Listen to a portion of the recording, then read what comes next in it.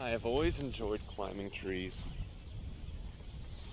One of my favorite trees to climb was a maple tree that my mother had planted. When she was a young woman, she found a maple leaf. And she took that maple leaf and she planted it in a flower pot. And when she and my father had their first property, a little 2-acre plot of land outside Chillicothe, she planted down over the bank this little maple tree. And it grew up straight and it grew strong. And as a teenager, I loved to take a pillow in one hand and a book in the other and just climb up in that tree and lie down and read a book as the wind would sway the tree back and forth. It's one of the most relaxing places for me to be as a teenager. And so I've always had a fondness for climbing trees. Even at an age where I'm a little heavier, a little older, and a lot less flexible. But despite that, one of my favorite stories about Jesus is about a guy who climbed a tree.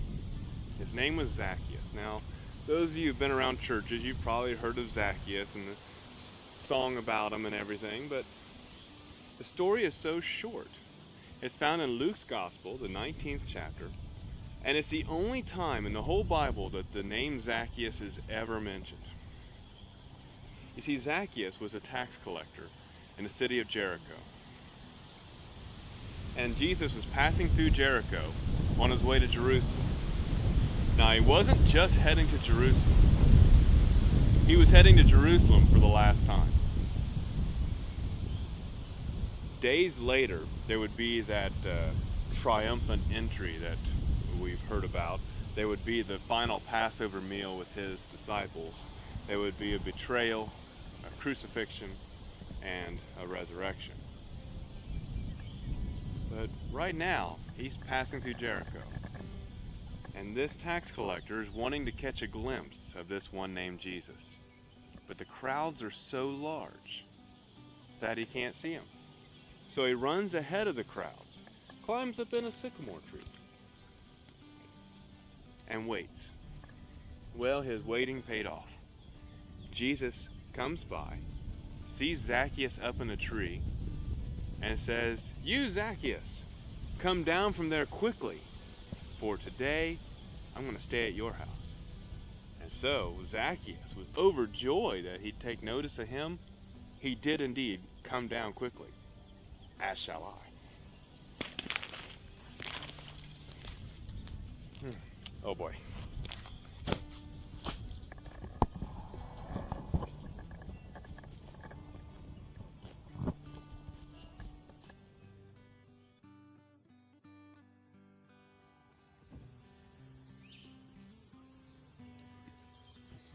Two things bother me about all this. One thing, I really shouldn't be jumping out of trees anymore. That hurt. Gosh, did I mention heavier, older, less flexible? Second thing is, that old children's song that I enjoyed so much, it stopped before the story. I mean, if anyone reads this account and thinks that this is about a man climbing up in a tree to get to see Jesus, and then Jesus inviting himself over to his house for a meal, wow, we've missed the whole point altogether. The point of the story comes after Zaccheus comes out of the tree. You see, Zaccheus was a man living on the edge. Maybe we should be singing that old Aerosmith song or something.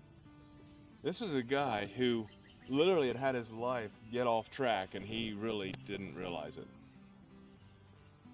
Let's see if I can help clarify a little bit anyway. Zaccheus was collecting taxes. He wasn't collecting taxes for the Jews to build bridges and roads and railroads or schools or hospitals. He was collecting taxes for the Romans, the occupying military force in Jerusalem that had control of the land of Israel, the land of Judah. That's who he was collecting taxes for. So we have some grumbling going on when Jesus is heading to his house to have a meal. And this time, it wasn't the scribes and Pharisees. It didn't say the scribes and Pharisees grumbled. It said they. It said the people.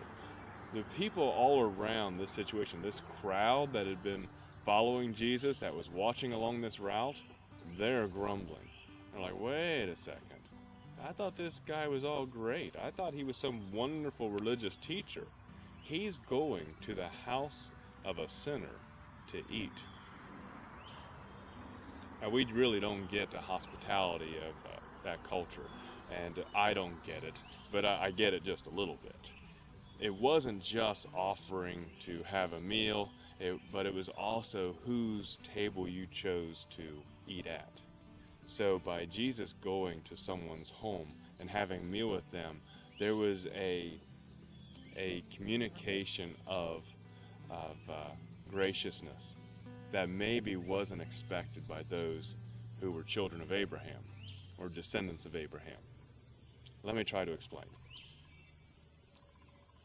Abraham's son Isaac, and Isaac's son Jacob. All of them were given a promise by God. That promise was that their descendants would multiply. They would be as the sands of the seashore, the stars of the sky. But also a promise of land. That there was land that God was going to give them. That he was going to give their descendants. That would be their land. For they would be his people and he would be their God. This land of Judah, the land of Israel at that time, that was a land that God had promised to Abraham, Isaac, and Jacob, and to all their descendants. So think again, we had the chief tax collector for the Roman military occupying force, who's also a descendant of Abraham. How messed up is that? He's living under the promise of God, yet living under the money and the wealth and power of Rome. A man on the edge indeed. And Jesus is going to his house to eat with all the other good people that were around. It really upset the crowd around him. Now, Zaccheus isn't immune to this. He hears this grumbling. He hears this complaining that's going on by the people. And he stands and tells Jesus, Lord, I'm going to give half of my possessions to the poor. And if I've defrauded anyone, I'm going to repay those people back 4 times as much.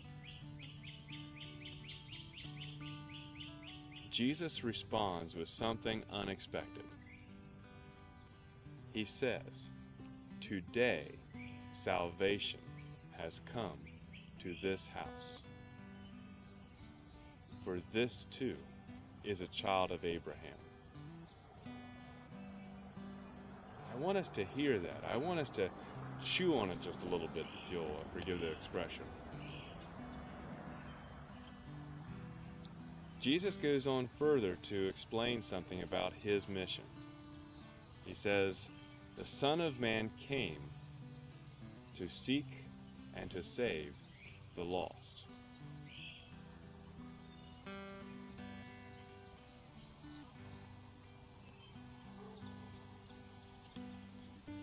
Anyone else bothered by how easy this was? Zaccheus says that he's going to give half his possessions to the poor and that he's going to pay back 4-fold people he's defrauded. And Jesus says, salvation has come to this house. There was no sinner's prayer, there was no altar, there was no Apostles' Creed or denominational creed. None of that stuff. Just salvation has come to this house. That seems a little too easy, doesn't it? But yet, it really is. We've had this word that we've used in the church for some time.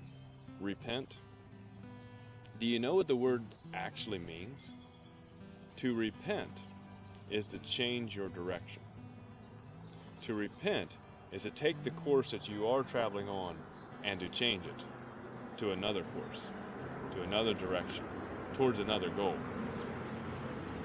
That day, by experiencing Jesus, Zaccheus changed his course. He changed his direction. He repented. And I think for those of us who are church folk, and you know who you are, I'm church folk too, it makes us very uncomfortable. Because what if the grace and forgiveness, what if actual salvation really is that easy? And I understand, like I said, I'm a pastor. I really want things to lay down nice and neat and orderly so that I can know whenever someone's joining the church that they have a true relationship with Jesus Christ, that their life has been transformed. And in the end, I have to acknowledge that it really isn't as difficult as we've made it to be over the centuries. Once someone has encountered Jesus, if their life is changed by that encounter, then salvation has probably come to that house. Just that whole mission of Jesus is a little disconcerting, isn't it? What did he say his mission was?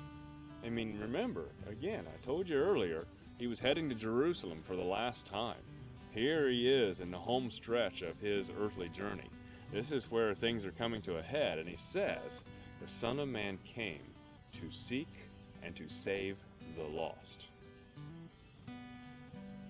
Does the Son of Man's mission look like our mission in the church? Does it? I can't tell you how many churches have as their mission statement to make disciples of Jesus Christ. I sometimes wonder if we really get how big that is.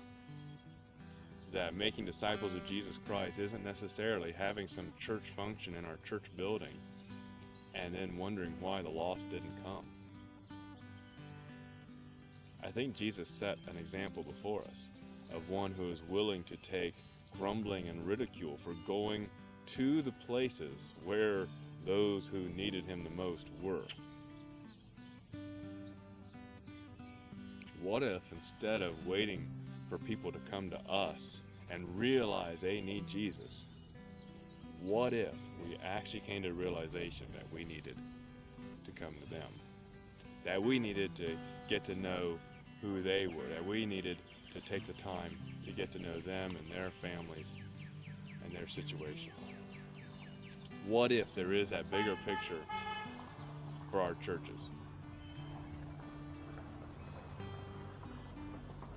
That's a good challenge. I know it's a challenge for me because I'm way more comfortable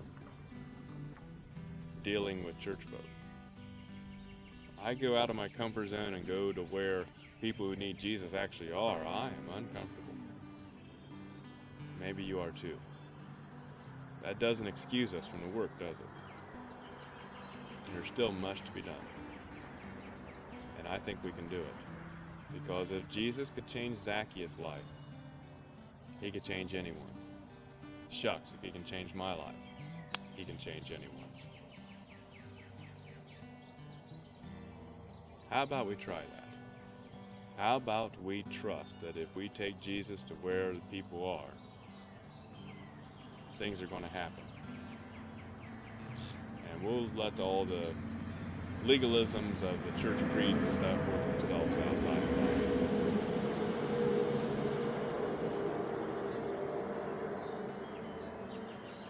Zaccheus was a man living on the edge whose life was off track. And once again, he's another story of encountering Jesus and getting his life back on track.